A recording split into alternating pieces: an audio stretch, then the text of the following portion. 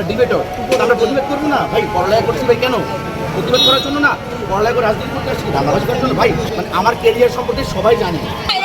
আমরা লোক পরিচিত, আমরা জানি আমরা কোন ধরনের মানুষ, আর সেই কোন ধরনের মানুষ এটা আমরা জানি।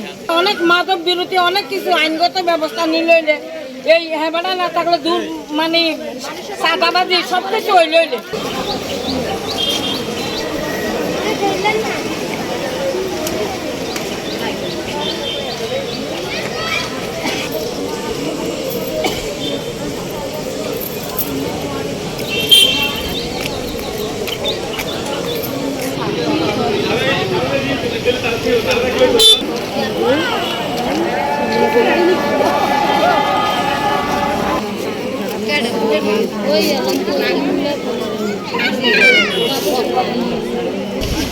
অন্য কি এদিকে